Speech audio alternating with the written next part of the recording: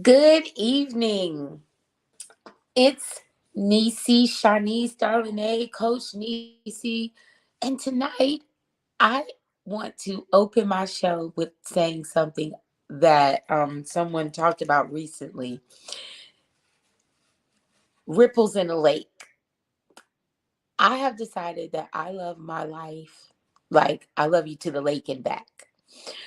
She said, you know how you throw a rock in the river and you can see the ripples. She said that's how life is, like on a lake of just ripples.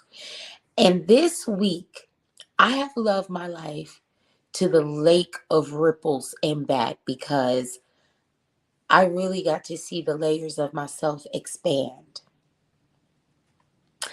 Tonight, my guest is Miss Geraldine Mama G Alshami.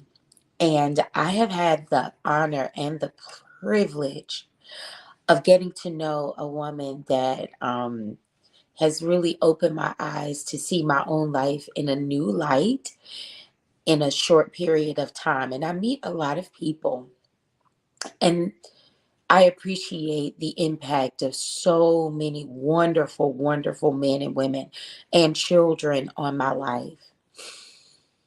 But I have a motto now. I've really been looking at my life as it expands. I have to keep the children in mind. And Miss Geraldine this week has said to me so many times, Nisi, I've been doing this work for 47 years, which means it's been all of my life.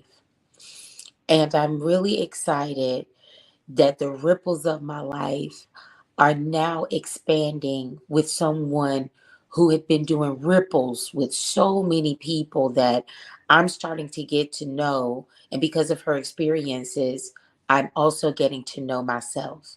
And so at this time, I would like to bring what I'm going to call the ripple effect onto the stage, into the studio. Miss Geraldine Mama G Alshami. Wow, girl. I was waiting for that lady so I could see her. And thank you. Woo! Thank you so much. Thank you I so love you much. to the lake and back. The ripple effect. And I love you mucho, mucho more. And you know, Miss Geraldine, welcome. Thank you. Thank you for having me here. And welcome to your studio, the audience out there tonight. God bless you. Thank you for being here. And I don't, for each one of you who's going to view this, you know, send in love, be kind. Thank Oh, you, Nisi. Miss Geraldine, you are very welcome. I speak to you tonight with a voice of confidence. I hear myself. All right, now that's what I'm talking about. That's what we call growth. Because I can get on this box, and I don't always know who will appear, if you will. And I have been working on code switching less because the work needs my consistency. Mhm. The vibration of my voice needs to start to be less sentimental and more substance based. And I've been really honestly and truly reaching out to people who elevate at a vibration higher than me. And I appreciate that journey because you would have had a whole lot more work to do had you met me even about 2 weeks ago. And, Mhm. And let me tell you something. It was easier for me to tap into the core of who I am. Respect your elders. That came out a lot this week. I don't know everything, and I have an opportunity to be better. That's what I feel when I'm with you. I know your heart is so pure. And so if you can just tell the audience who you are, but I had to first tell you who you've been to me. Mm, wow. Well, I tell you what you do for me. You do validate that the work is not in vain, and that gives me strength to keep going. So I just want to say first, thank you for that, and don't ever take that to be something light.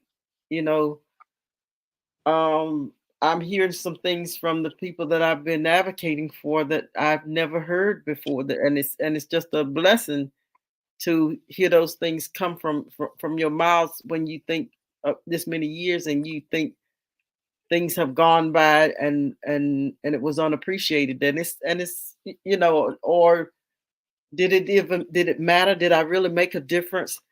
So I'm just thankful that within the last, I'll say the last maybe a month, God has been bringing those people into my life, who say, like today in the conversation when somebody said, you were there advocating for me, and I didn't even know you were there. And so those things are special. So I'm Geraldine Alshami. I am in Eastern North Carolina, from Wilson, North Carolina. I got involved.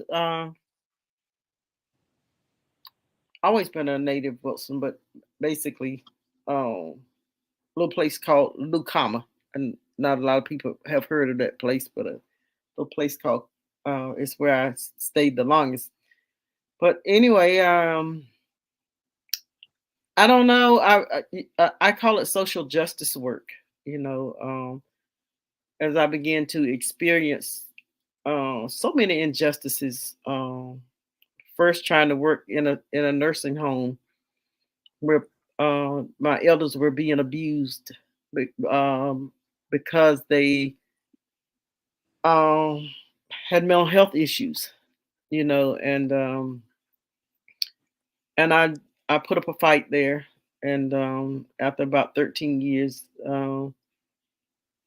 I was let go, and I fought the good fight because of what the clients was going through, not because somebody had did me some injustice, but because of what those clients were going through, and I won, but uh, I'll say with the help of I, you know, we won the case, and it started to bring more attention to what was happening with people in nursing homes and state facilities, and how they were treated. So that was first time that I knew that I was a social justice worker. Mhm. That was Yeah. And that term, even in itself, Miss Geraldine, social justice. And I heard this term yesterday, social environment. I think for me, I had found my way into society and forgot how important it was to know how to socialize. And so I've been working on my social skills, the humanity part of the person that I am. And that's why I was saying in the introduction, I had to get back to that. But Miss Geraldine, I'm finding a lot of people don't have that fundamental core upbringing. And so I appreciate you for reminding me of it. And if you don't mind, I'd like for you to share a little bit about how you are helping us to infuse those core values into the community. Because I know your organization, Mary Magdalene Ministries, is doing a lot of work around that in the community. you mean our does we do you do you're right, we do a lot of work, but I think what you're referring to is the what we call our um, transformative and restorative family and community institute. And the institute is really based off and the fact that we have a lot of trauma. We have a lot of trauma, and mental health services are I mean, they're out. You have to wait 6 months to get a counselor if you get one, and then you might have it 2 months or 2 months counselor or therapist. You might have her 2 months and she's gone, and then there's another one. So the quality of healthcare is the pits. We're continuously putting children on medications that have and people, even people on medications that have these serious side effects that tell you that this medicine can cause you to have suicidal thoughts. This medicine can cause you to, hallucinate. This medicine can yet and still more and more we're being pushed towards taking psychotropic drugs. You know what I'm saying? And but we're seeing a lot of crime as a result of folk taking medication, the after effects of medication. Um, I don't even know where to start and where to end, sweetheart. I really don't, except to say that uh, we have to address the trauma, and what we use to address the trauma, we go back into the culture. We have walked away from so much of the culture that we're getting away from what we didn't like, and the culture never meant much to us, you know. And it didn't mean a lot to me until I went out New Jersey and started working with working criminal justice, and I realized they were doing some work they call restorative justice work. Okay. And restorative justice work was using circles to address uh, rather than punishment in the courts and then they started using it in the schools. And then 4 years or 5 years ago, I started using it in the community. Mm. Started using circle, the process of circle keeping. And so you said you had done this in New Jersey, and No, no, now no, you no. I said I was exposed to it again in New Jersey. I didn't do it. I okay. learned about it, but I grew up in it. I grew up with circles as an indigenous. My family was indigenous, so I grew up with circles. Knowing about circles. But because sometimes we just when we don't talk about a part of our culture, it, it's just not there. And when I went out to New Jersey, it was brought back to me. Daggone, that's what we used to do. And they were using the process in the courtrooms. In the courtrooms at that time, I think that was I don't know 15, 20 years ago. They were using it in the courtrooms as an alternative to punishment.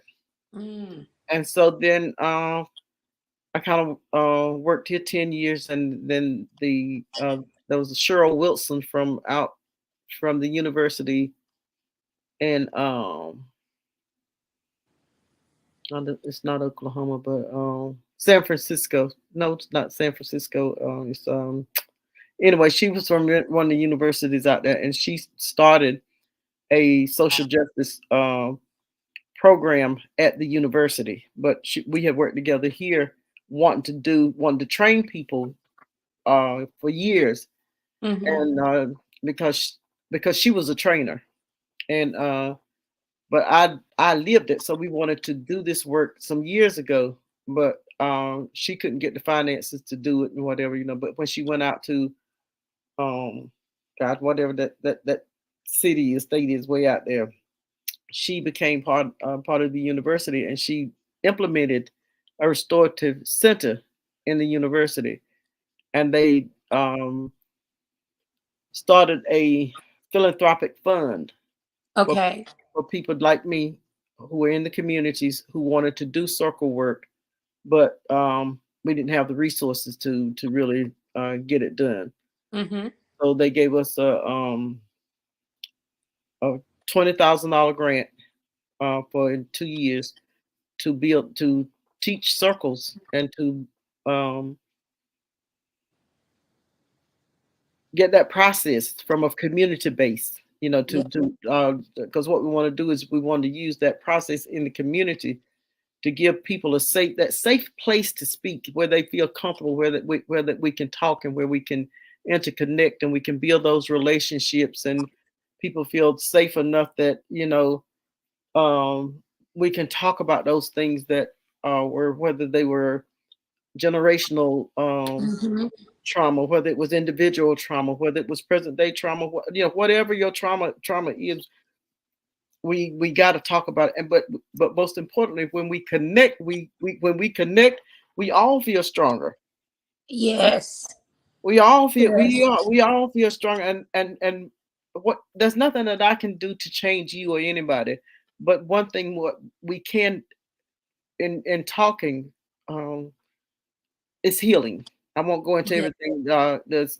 There's healing. Yes, ma'am. Right there with you, Ladybug, over at Spirit House. Yes, ma'am. That's a sister who I've known for years. We know the power of arts in our community. We know the power of arts. We've been doing this for years and years and years, and I'm thankful to Nisi, that you are doing the work that you're doing to promote the arts in the community, because you know um,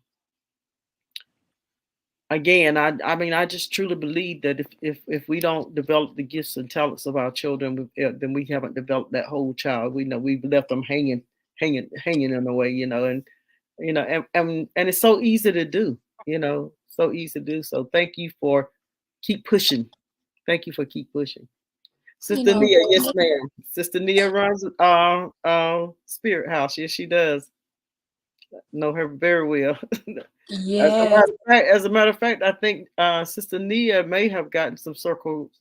Been doing some work with circles. I'm not sure.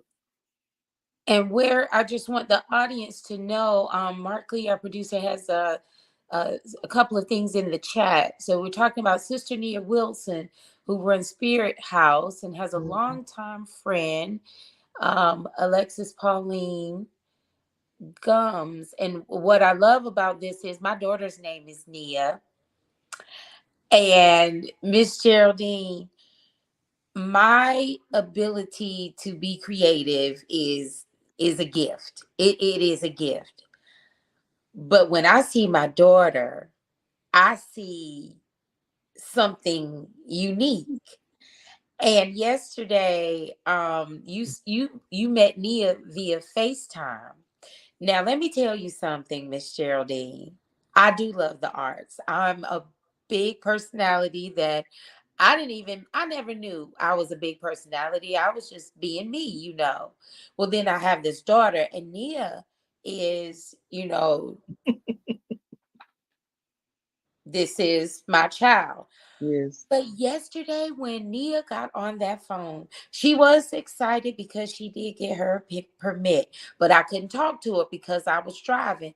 And you took that phone as if you knew who Nia was. And Nia started laughing and kiki and the kind with you like she knew who you were. And I was sitting over there like, well, I'ma just pull over because I want to kiki and kaka with all of y'all in this. And so That's the that. connectivity. Well, that's that piece that we talk about, that connection. And that's that healing. It's healing for all of us. Yes. And we're at a time right now where we're seeing so much violence in our community. We're seeing the loss of so many of our children, just on a continuous basis. At least it is for me. On a continuous basis over 47 years is daunting.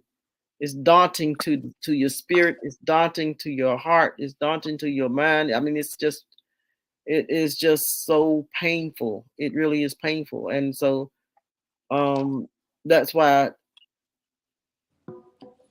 I want to introduce circles to our community, because I want us to heal. I want us to be able to move outside of the pain that we're walking in. You know what I'm saying? Because we're such a Yes. powerful people. We're such a powerful people, but we're walking in so much pain till we're delirious. We're going to and fro and whatever, not centered, not balanced. You know what I'm saying? And for me, for to see our children literally just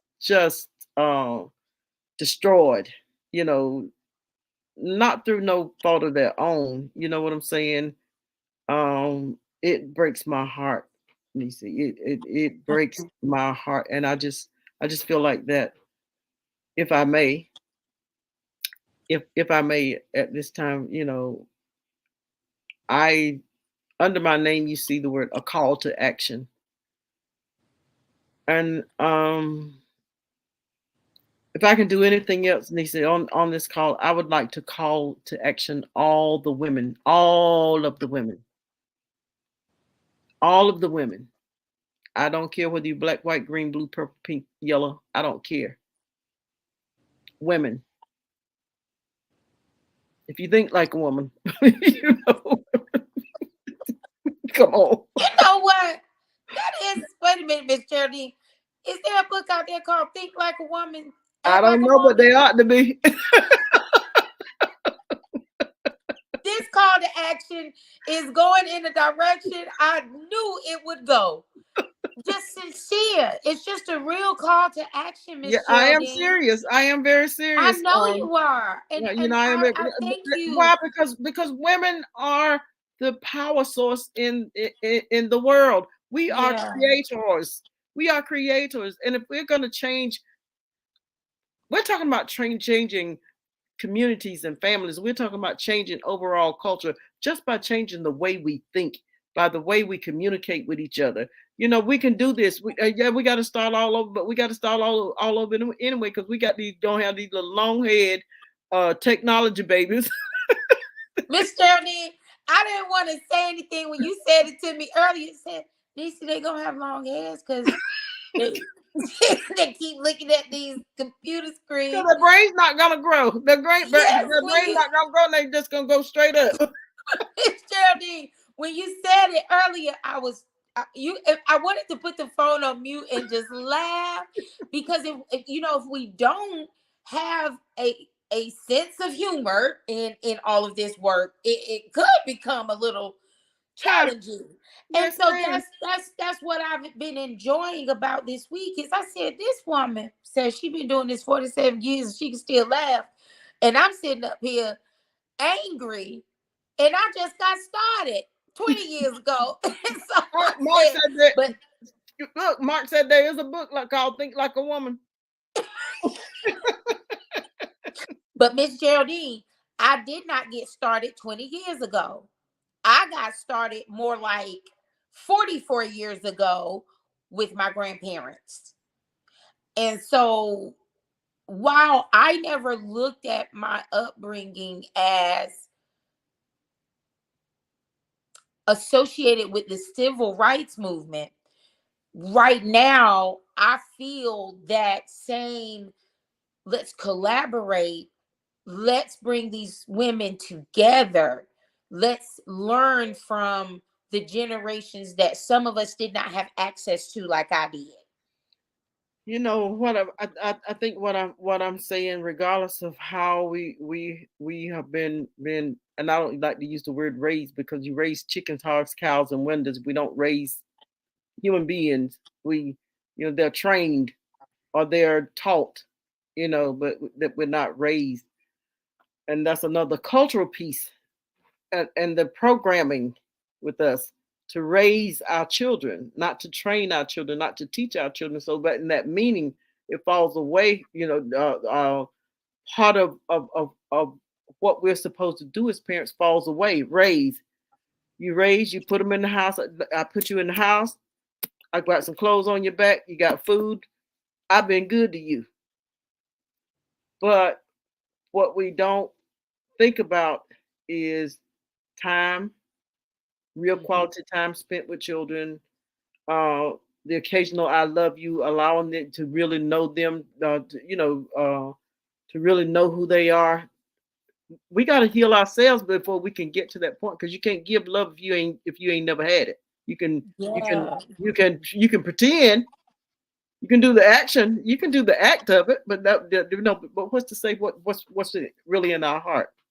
Yes. The important thing is that your children believe you love them. you know, Hmm.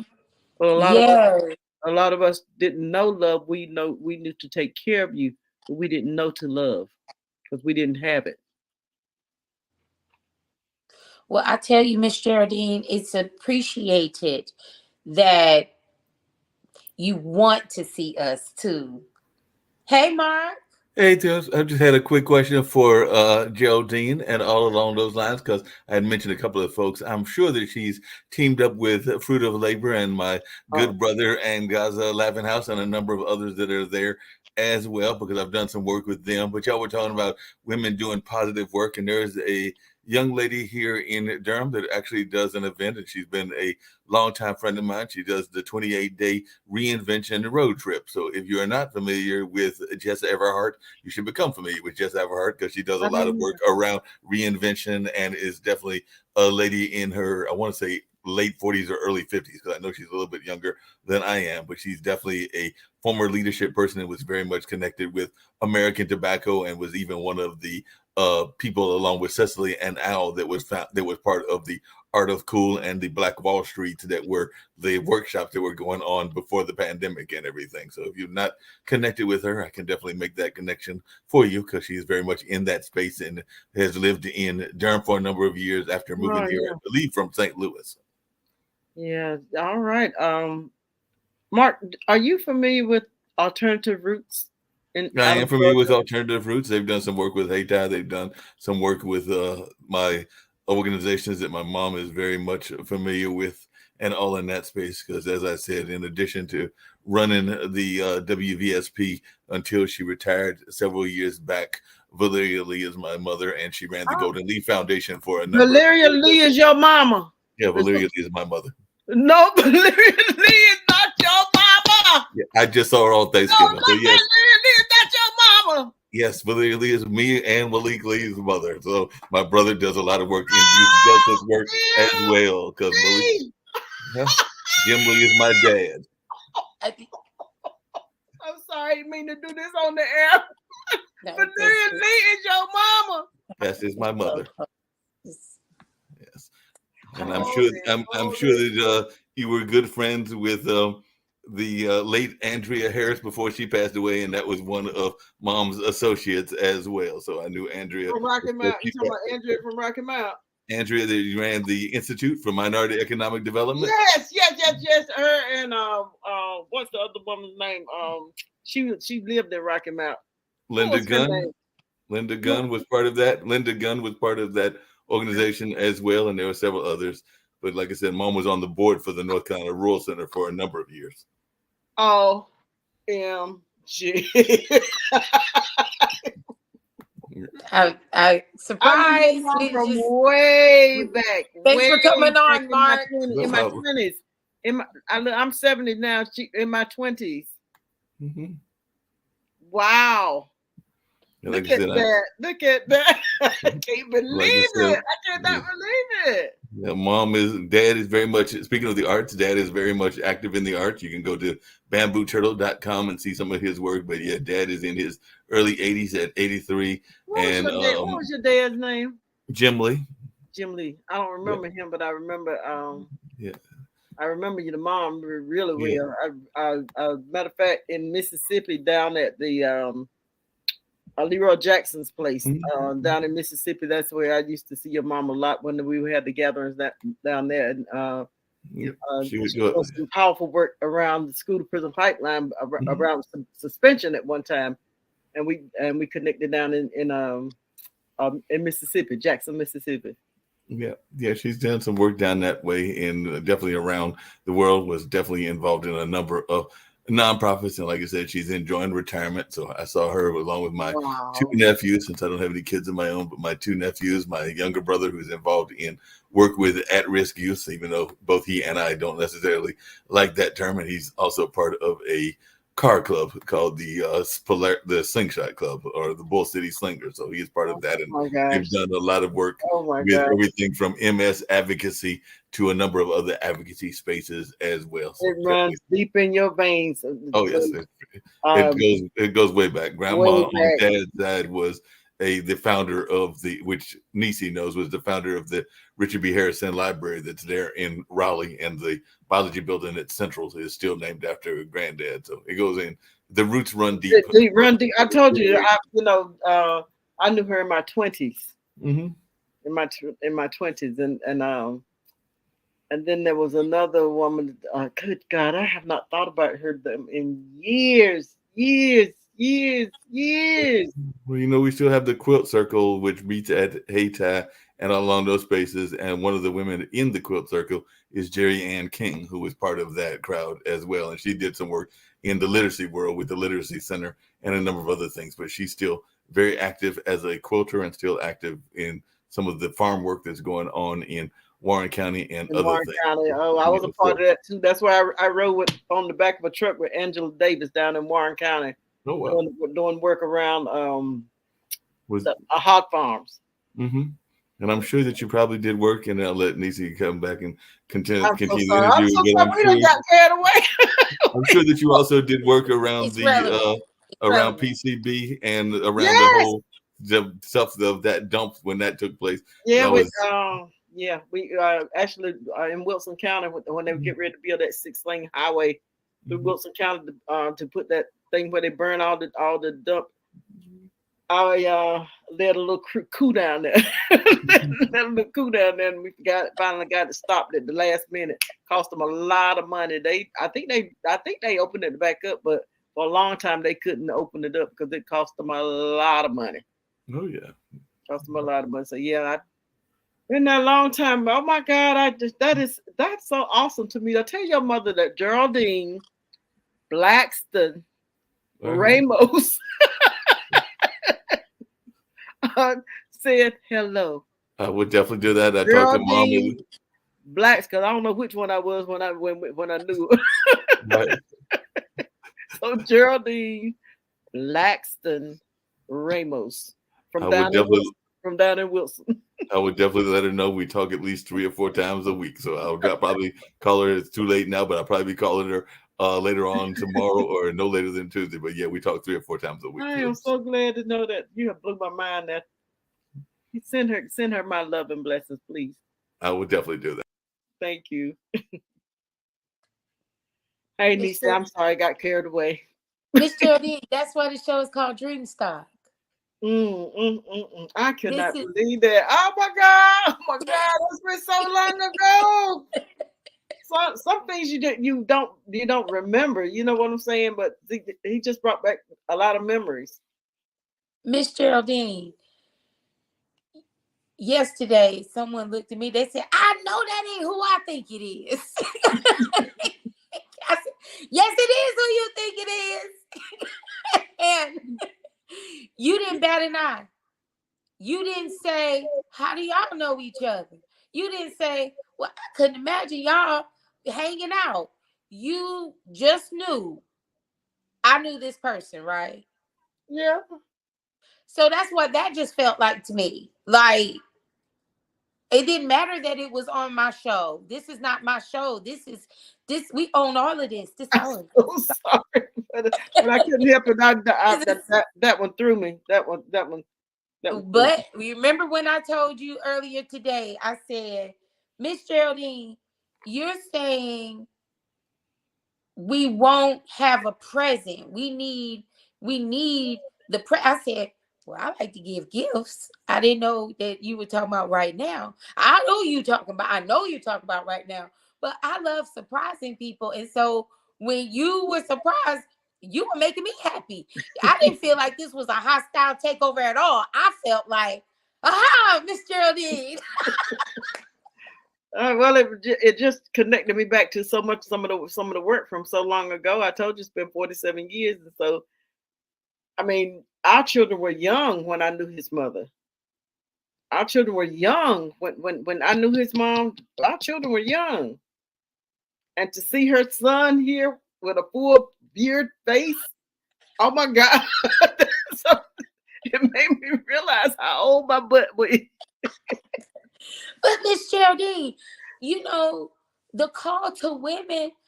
I love Shanice. I've said it on several of these shows. Oh, I love Shanice.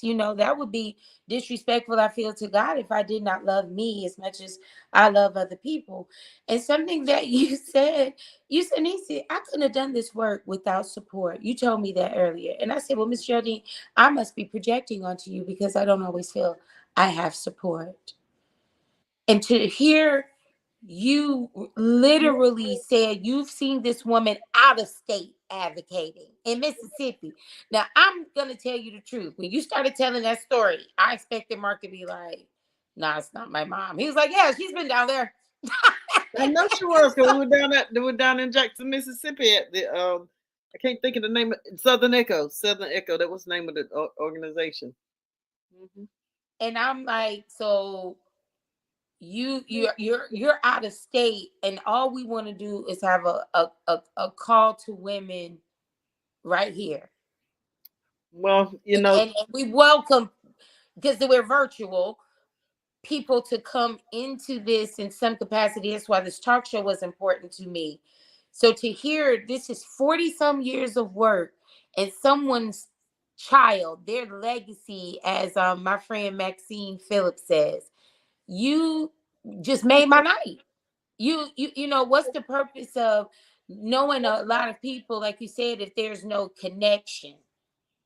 So I thank you for helping me find my space. You said to me today, you said, "Niece, do people really know how much you love the work you do?" And I was like, mm. And what has to happen is more of us have to know about the work, Miss Geraldine. I feel that this is the beginning of not just a call to action, but a call to learn. yeah, I'm excited yeah. knowing that this is what I have to look forward to.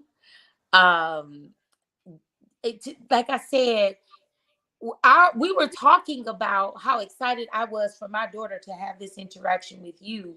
And here, I almost feel like karma came back to you. Like, now, here's a baby to surprise you because you surprised Niecy. That's And been that's why happening you a lot. pouring in. You pouring in good stuff and you get good stuff back, Miss Geraldine. Yeah, his mom was an awesome woman. She was an awesome. She also ran a foundation. Was a part of one of the foundations that I was funded through.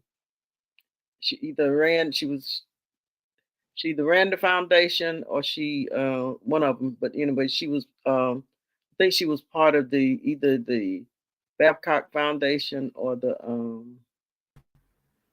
or Excuse maybe me it was again. It was probably Z. Smith Reynolds because she Z. was at Smith Z. Smith Reynolds. Reynolds Z. Smith Reynolds. before she left to work and was the first director of the Golden Leaf Foundation. Yeah, yeah, that's what it was. Yep, yep, And yep. she was also on the board for the Rural Center. And like I said, Mhm. she's enjoying retirement, but is still very active there in Rocky Mountain in the Yeah, sense of being part of that community.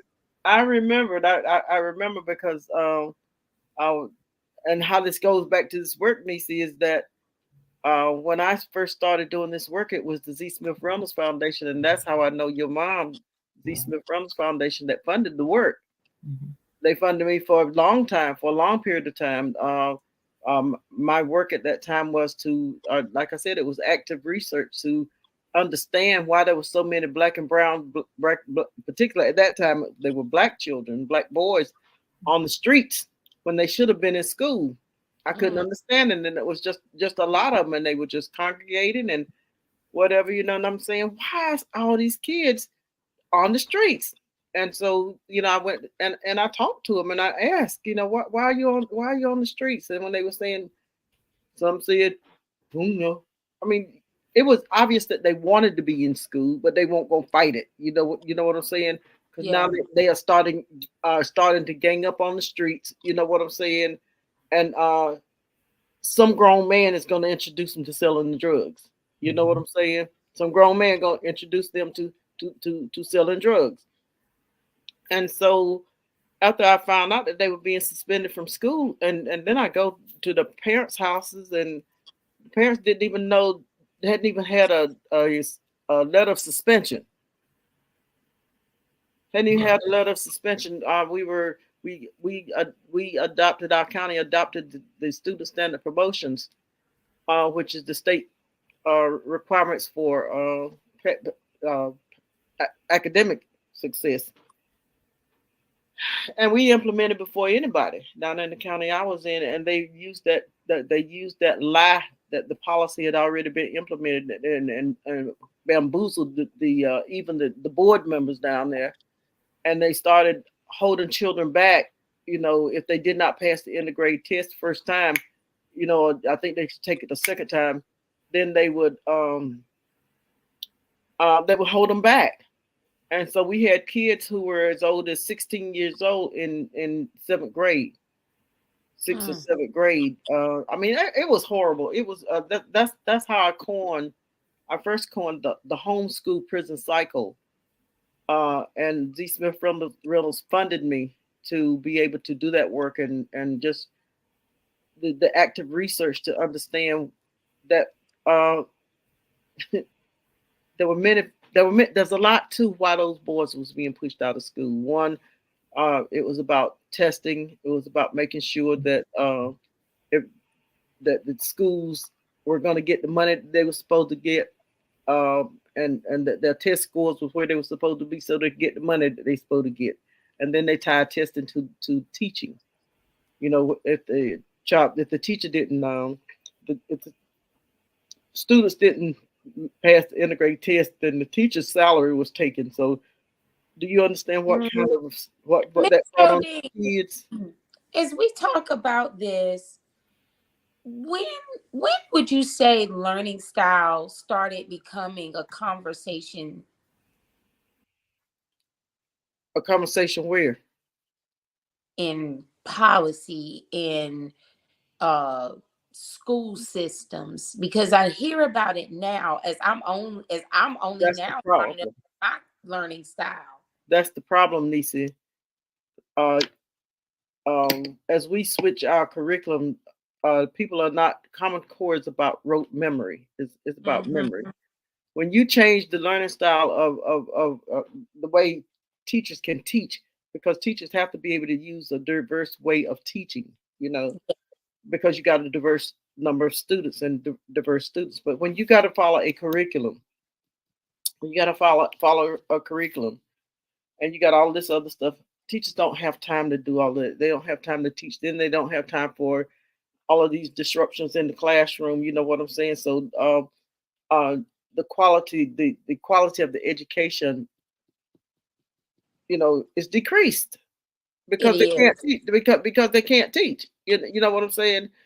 And Mm-hmm. so then things get out of hand because kids are bored. A lot of kids, what we found out with our active research was that a lot of children and with programs that we did, kids that was making ones and twos, we took them and we took 44 of them, and we looked at their learning styles because I understood that we all learn differently.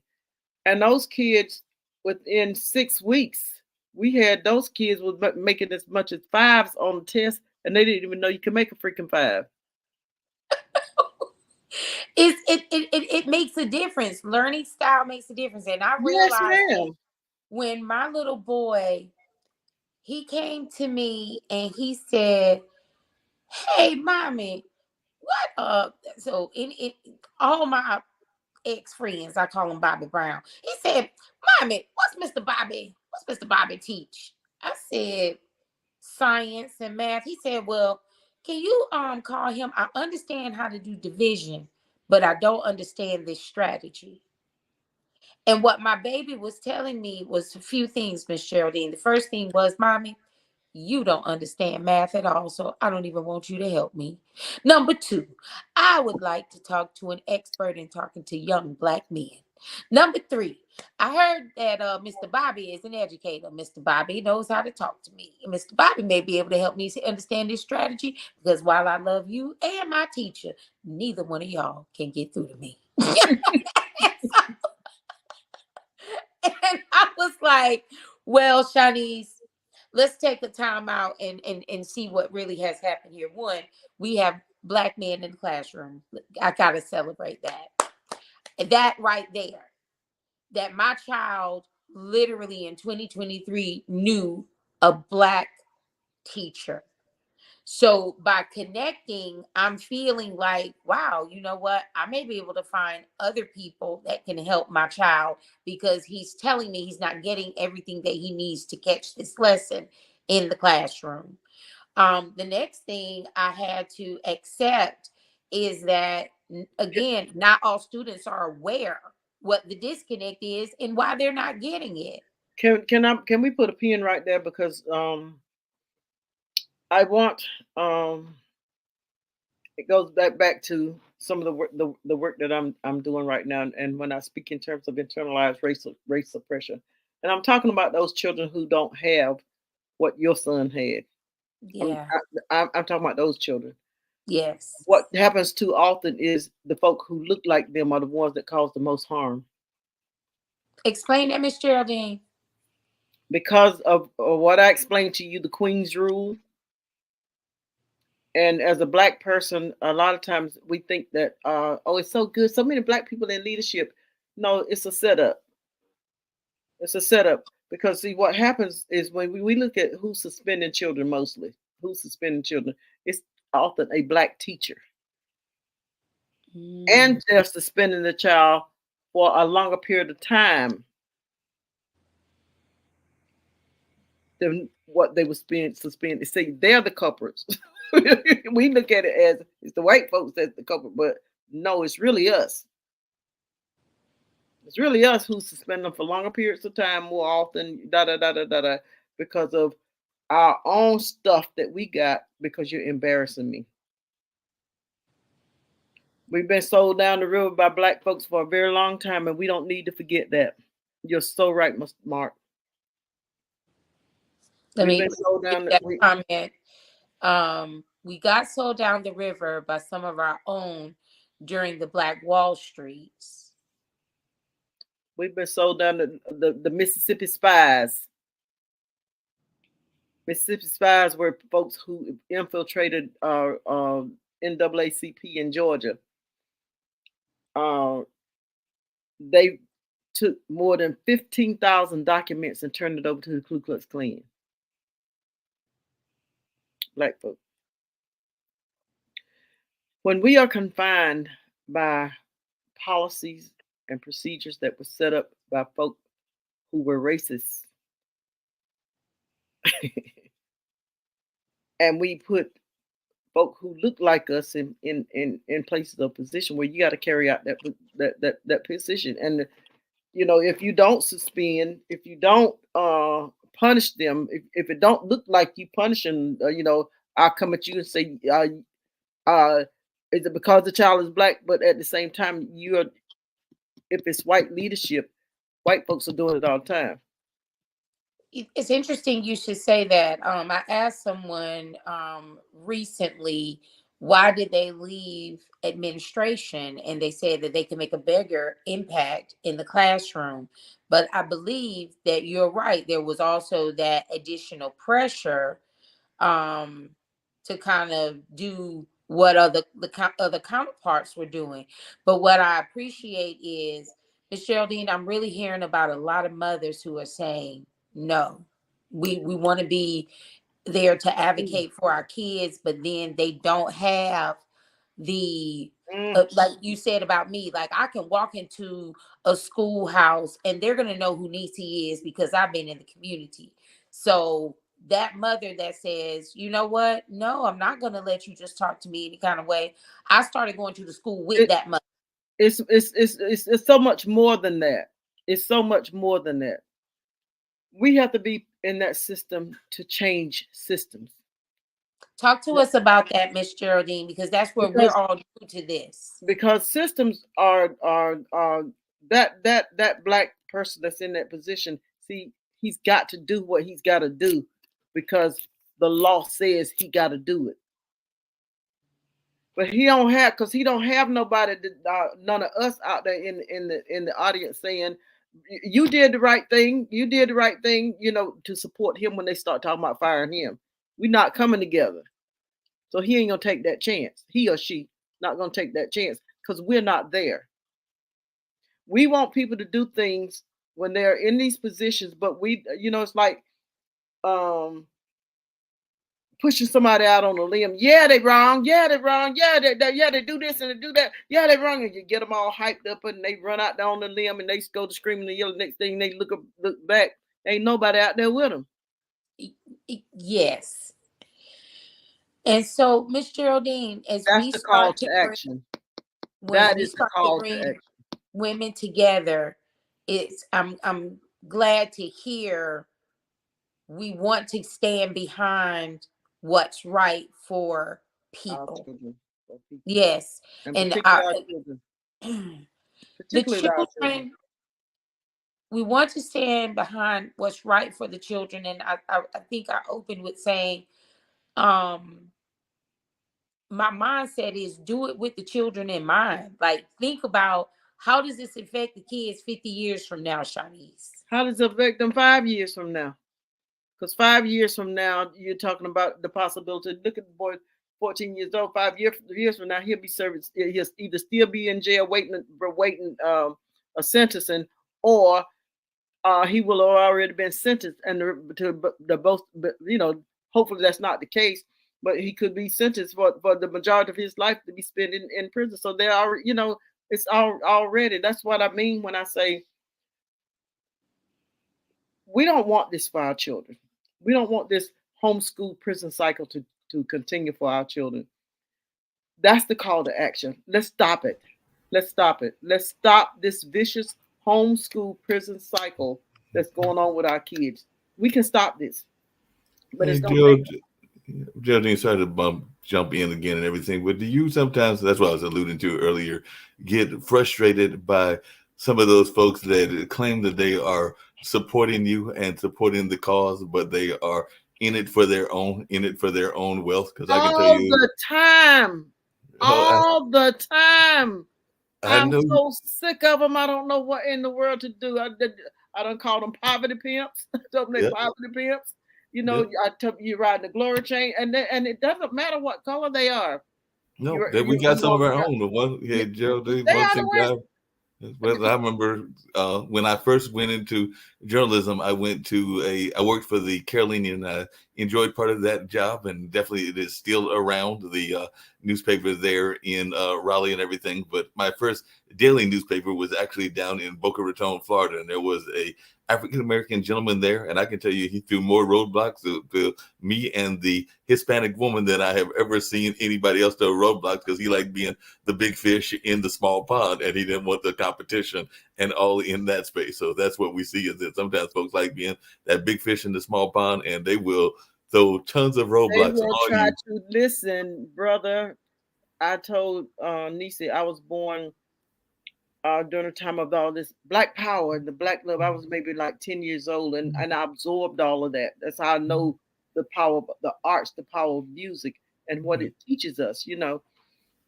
And I was just all into the movement. It's your thing. Don't do what you want to do. That made us want to be wild and but wild. Because we constantly heard that music. That new freedom. Our dresses were coming from under our knees to over our knees. The miniskirt was it was there. The big clog shoes and the afro. We were coming into ourselves. And I believed every bit of that. I believed I sucked it up like these babies are sucking up hip hop right now. I believed every bit of that. They're fascinated by the cars and the whatever, and you can get this if you can rap well enough. You know what I'm saying?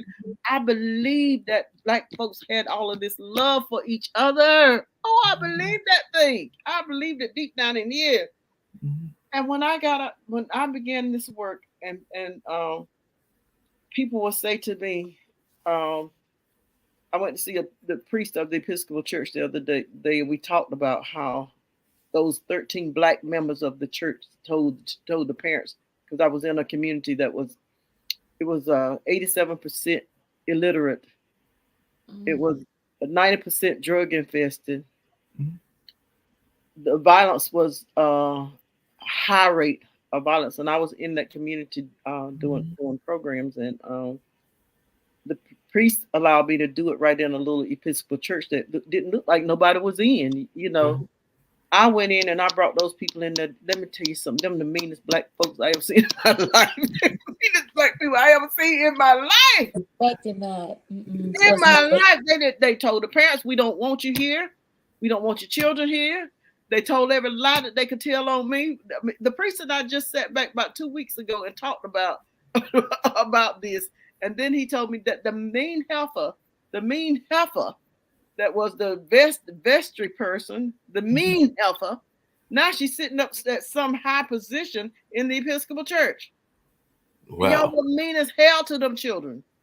No, I hear what you're saying because a friend of mine was actually, fortunately, he just recently moved to Raleigh and everything, but he was trying to get his housing situation situated, and he went to a number of churches asking them for help in that housing predicament, and pretty much all of them to get turned him away or gave him a blind eye or gave him some lip service because there's a famous blues song that I used to play all the time. Nisi, you'll love it. It's called "Lip Service and Lies." And I think a lot of people are practicing those lip service and lies. Mark, you are so right. You are so right. I was telling Nisa I did a, a training for Wake County Human Services and the county officials on internalized race oppression and hypocrisy in the culture of organizations. Hypocrisy meaning you have a mission and and a mission statement that you're this and this and this and this and this. You know, that's your brand, Missy. Right. Your mission statement, that's your brand. Mhm. And then you're under your mission statement, you got these values that you say you run by, but your actions are entirely different. Completely different, Miss Geraldine. It's happening. Entirely different from It's what, happening. and that's hypocrisy. That's I what's hate called this. that's what's called hypocrisy in the culture of organizations.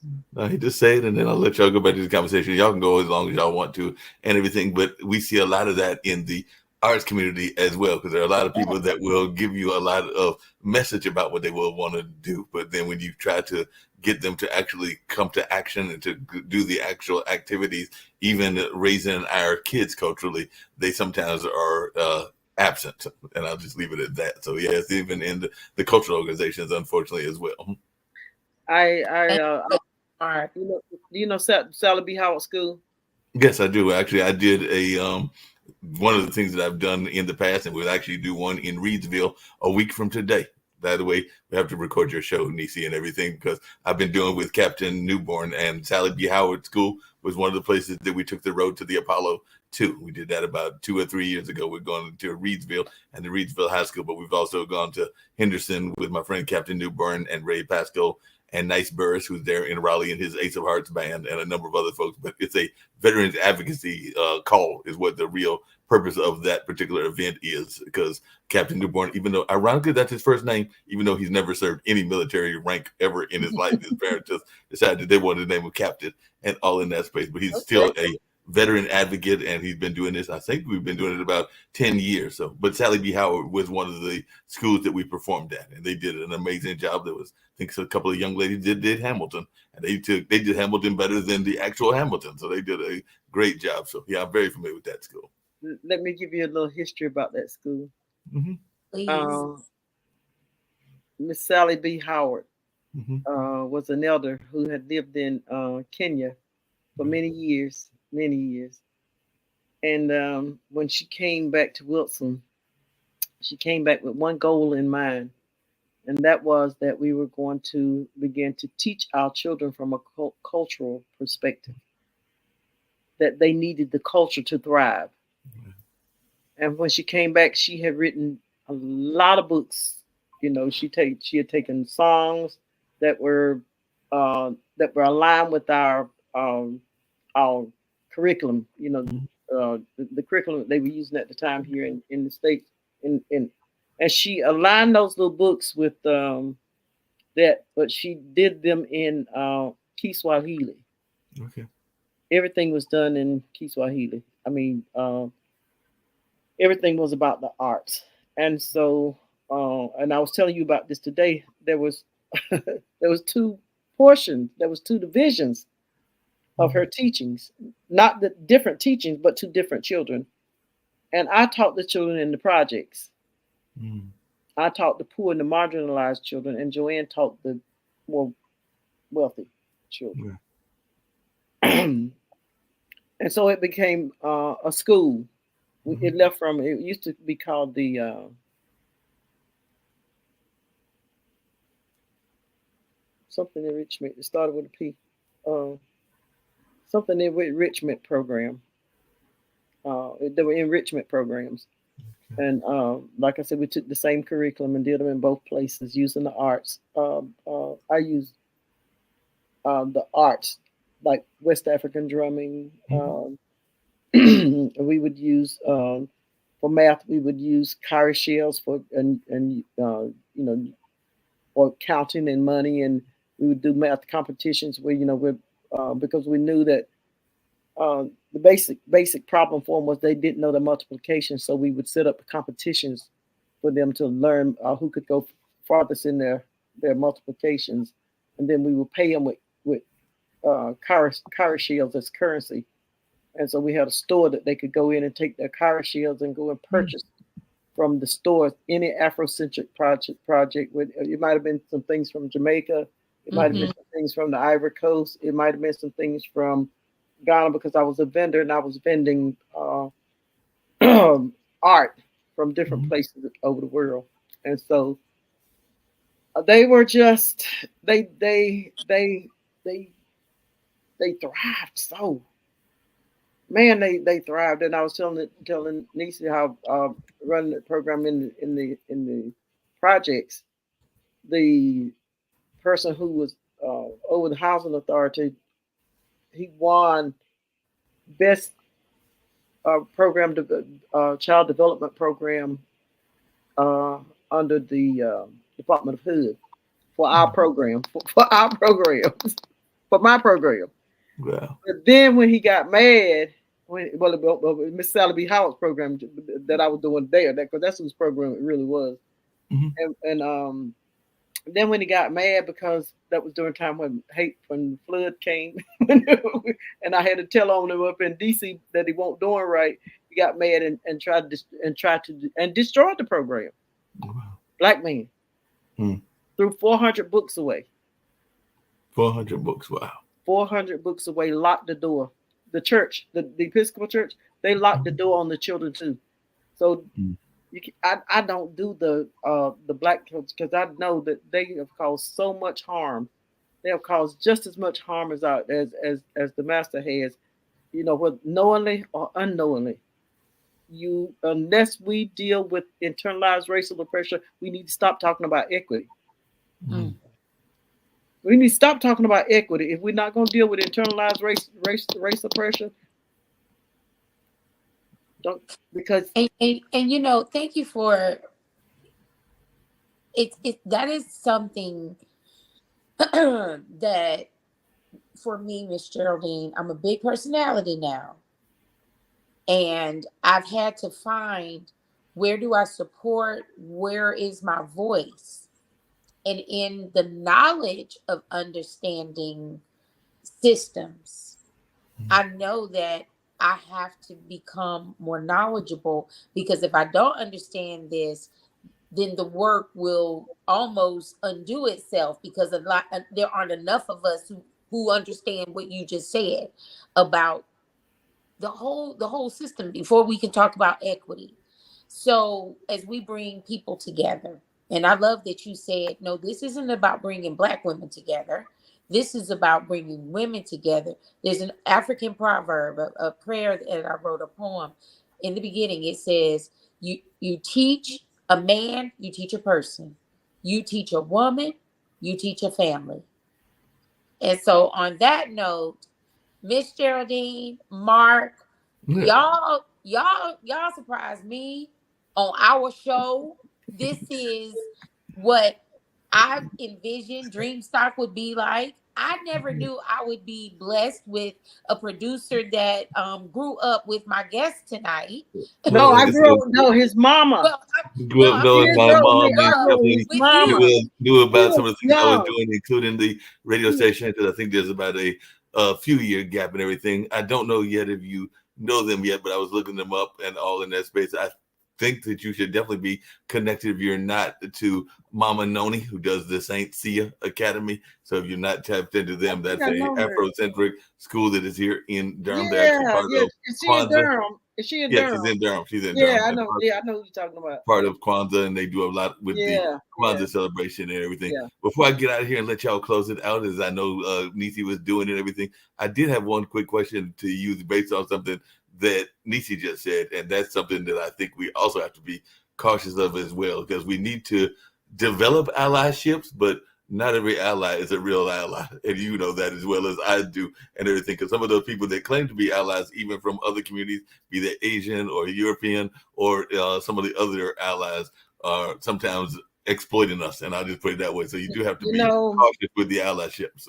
you know, the reason I want to bring people together, and you're exactly right.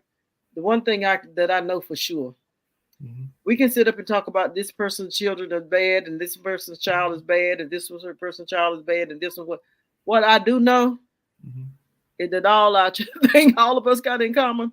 You can live the queen's lie all you want to, because the queen's lie is everything is wonderful. Oh, Johnny went off to college and he's doing great. He's awesome. You know. And the king, he's so wonderful. He loves me so much. King got 13 babies on the outside. Yeah. The house tore up from the floor up, and Yeah. we constantly living a lie. We constantly living that lie.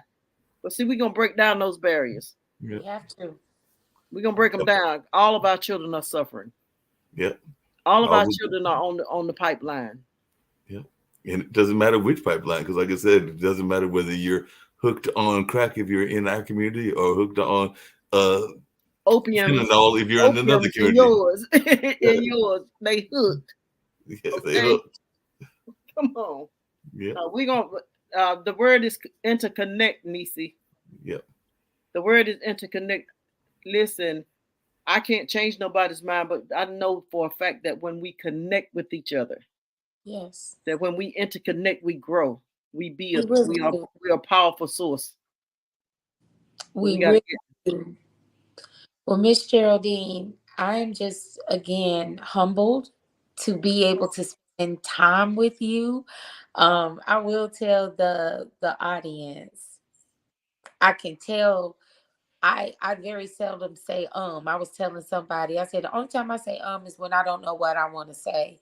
And I'm at a loss of words when I think about how blessed I am to have a woman like you. Think you've made created time for me, Miss Geraldine, and it is so appreciated, and I'm looking forward to what we're building. Thank you for this call to action to women in 2019, Miss Geraldine. I prayed, I asked God, I said, please send strong women into my life. Here we are approaching, like you said, 5 years later, coming into 2024. And your call to action, I feel like I have been literally working on it for 5 years. And the women that you have met, the men that, we introduced you to Brother Bone earlier today, and this is you get to see me now. Miss Geraldine, he kept saying, oh, she's so wise. And I told you, I said, he stayed on the phone. He was up there talking to you. I was supposed to be talking to you.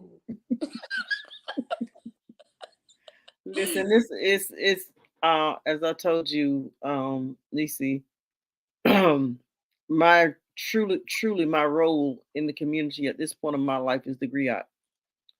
Is to be the community griot, to tell the stories that help us connect. Lots of people want, they want, oh, could you give me an outline of this? And and I just had to tell a woman some years ago, that's not me. I don't work like that. I might can give it to you after a while after the Lord finished with me. I might can give it to you, but that's not how I can't do that for you right now. You know, we all have a ministry. We all have a ministry. This is my call. We all of us have a ministry. Every woman, and I'm talking to women right now, because if the women come, the men will follow. Mm. If the women come, the men will follow. But we want women that's going to come with serious intention of wanting to make a change for the future of our children. Because I've said to you all day long, you cannot have a future with children that's going to be this and that in the future if you're not giving them what they need right now in the present. You can't. You can't. These children need people that look like them, that's a voice for them in the community. They need to know that you care. They don't think you care. When we interviewed the children, said they said you need somebody to, and I've heard it over and over again. You can't. You need somebody to talk to because you can't talk to your family at home. Yes. Ms. Geraldine, thank you for creating safe spaces in our community, especially during this time. And I look forward to supporting you. And I am learning, and it's, very interesting, big personality, but I'm just now embracing my own gifts. And I appreciate you for you not nudging me. Miss Geraldine, I think you kicked me all the way Oh out my the God! feel like I'm flying a little bit. My God, have mercy. Well, I'm glad it was a kick of life. I'm glad it won't want to do harm. I said, woo. Y'all, this is not my last conversation with Miss Geraldine. Miss Geraldine has an open invitation to come on the show like Barbara Walters did on The View. She just popped right up in there. I appreciate you so much, and we shall be honoring you publicly very soon, the weekend of December 15th, as we start to really embrace those who are answering this call that you have it's out there in the atmosphere. And I want to just Well, tell them how to reach you, Miss Nikki, Miss Nisi, for for that event, because anybody that we did a call to action, but we didn't tell them what to do, or whatever. So Yes, so there's a little bit of a process. We're first going to establish an event, and it is happening again the weekend of December 15th. People will be able to see that event on the Yearbook Raleigh Instagram page, yearbook underscore Raleigh, on Facebook, Yearbook Raleigh. They can also see it on my personal page, which Shawnee's Cradle. I have my maiden name on there. I'm so excited. I'm umming, I'm on. I'm so this is, and that's how I know. I said tonight, Shanice, you're really gonna see who you are. When I look back at this podcast is the baseline, and it feels really, really good. Thank you for again. Miss Geraldine, I do things I don't tell anybody. They said, Shanice, why don't you tell us when you dance? I said, I'll take my friends to work. So I am. Oh, I actually officially started calling people today as well. So Miss Geraldine, I tell you, you snuck that in there, and I love it. I like it. Iron does sharpen iron, and it doesn't hurt, baby. It feels like fireworks. Well, fan the Miss flame, Geraldine, girl. Let me fan the flame. we gonna jump in the lake. Hey, it's all right. As long as there's somebody there to help get me out. Yes, Miss Geraldine, thank you for being with us tonight. Yes, Mark will ma'am. be taking you off camera. I'm gonna call you after the show, and I'll close us out. I appreciate you, and I have answered the call. All right. And I want to say thank you to Mark, and thank you, Miss. I can't get used to saying Shanice because it's been Nisi. So Well, thank look, and you, that's what's Shanice. cool. You have permission to call me. You even have permission to call me niece. All You right. have a lot of permissions around here. Well, thank you, ma'am. It is an honor. Really, it was an honor to be on your show tonight. Um, Thank you to the listening audience and those of you who tune in. And we hope to see you on the week of the 15th. So you're Yeah, going to have to tune in again to find out where that's going to be, where it's going to be. yeah. All right. Peace and All blessings, right. everybody. Thank you, Miss Geraldine. Bye, baby. Y'all have a Bye. good one. All right. Bye bye. Thank you for tuning in tonight. I thoroughly enjoyed having a civic leader icon on the show. I am really excited to be a part of the Pod TV family. I want to thank our friends, Mark, Nick, Kim, for allowing me this opportunity to share what's happening in my city. Y'all know how much I love Raleigh, and just being a North Carolina girl. This call to action is important, it is serious, and it is for our children. And so I look forward to reporting more about what is to come. Have a great night. Take us out, Mark. If you're watching this with your friends, You'll probably make a joke. Because you know what you feel on the inside isn't what you want people to know. If you have to pretend to be happy, find someone you trust and tell them. If you get mad at things and you don't know why, or have thoughts about hurting yourself, find someone you trust and tell them. You are never alone when you share. Seriously, people care about you. It's okay to not understand what you're feeling. And it's easy to think that you're all alone. But you don't have to be. You're never alone when you share. don't be ashamed to tell someone you trust what you're feeling. You're not alone. You are not alone. Find someone you trust and tell them. Tell a parent. Tell a teacher. Tell a brother or sister. Or just tell a friend. You haven't done anything wrong. Talk to someone. Talk to someone. It's how things get better.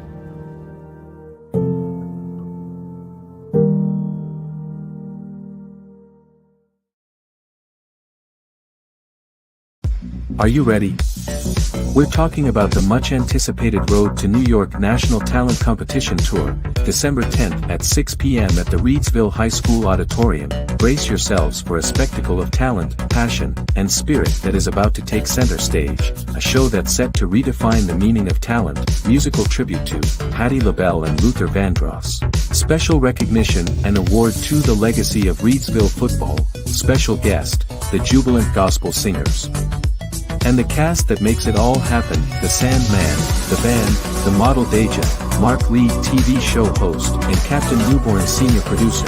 Imagine a stage where dreams meet reality, where passion meets performance, and where talent meets opportunity. The Road to New York National Talent Competition Tour to the Apollo. Come out, support and applaud those who dare to dream, encourage the performers who step out of their comfort zones, who embrace their passions, who aren't afraid to show the world what they've got. That's what the Road to New York is all about. The stage is set, the performers are ready, and the countdown has begun. The Road to New York is here. Sunday, December 10th at 6 p.m. at the Reidsville High School Auditorium. Meet the contestants: Skylar Mosley, Tiffany Williams, James Wilson, Christian Hampton, Jada Galloway, Haley Stedman, Haley Dale, Karen Tucker, Jaden Fountain, Elijah Simpson, Andrea Lohman, Cassandra Colmay, Sarita Clay, Rachel Haddock, Damarco Richardson, Patrick Hutchins, Byron Poindexter, and Maya Ann Lees Goslin. Special thanks to all our sponsors: Next Level Veterans, Eden's Own Journal, the City of Reidsville, North Carolina, Reidsville Chamber of Commerce, Pelham Transportation Corporation, Best in Show, Eden Chamber of Commerce, Rockingham County Economic Development, Small Business and Tourism, and the Cutting Room Barber Shop, City of Eden and Rockingham Community College. The Road to New York National Competition Tour has arrived, so buckle up and get ready for a ride of a lifetime. Sunday, December 10th at 6 p.m. at the Reidsville High School Auditorium. Admission, adults $20, students $15. It's an event that promises to leave you inspired. See you there.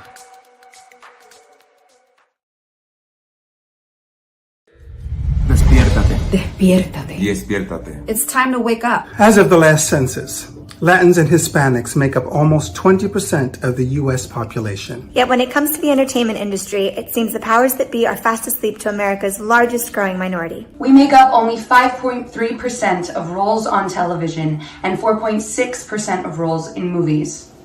And that's not even the worst of it. Broadway and the theater community are in a deep, deep sleep.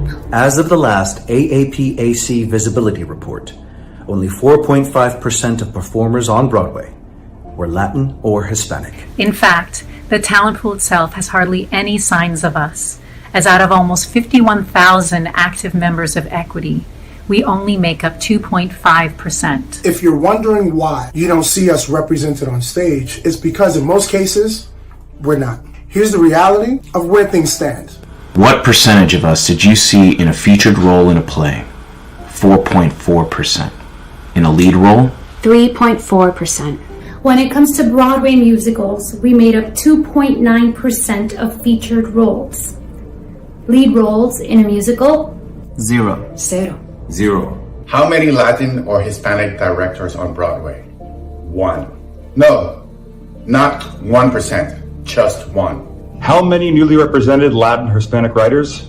0. 0. 0. How many Latin or Hispanic designers? 0. 0. 0. And if there is something that is true about our glorious culture, Mi recuerdo más bonito de mi infancia. For me and my family. Una de mis Eran las tradiciones. Nos poníamos de acuerdo cada cuadra. Llevábamos a la calle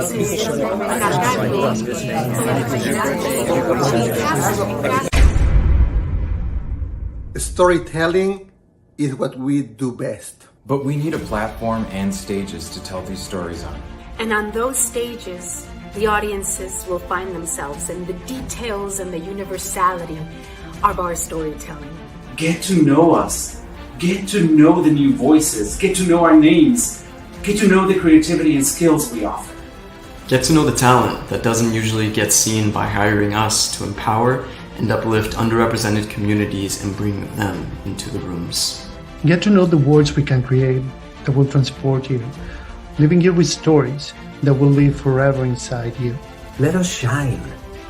Let us shine in every sector of this business that we've all dedicated our lives to. Let the woeful percentages of Latin and Hispanic theatrical employment we've shined a light on be a mistake of the past. Dear Broadway and American theater, let it begin with you. Let it begin with you. Let it begin with you. We've been asleep for far too long.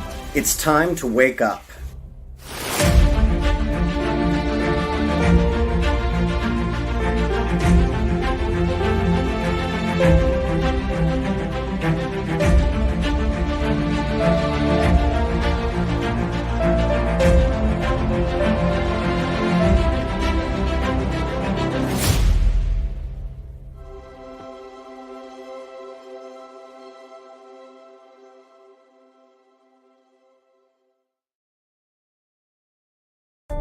It's happening again. The signs. Your mind's not yours. It's been taken over. And you're doing it again. When stress takes over, it takes over everything. Your mind, your body, your life. It's important to recognize the signs of stress before it takes over. Find tools to help you address your stress.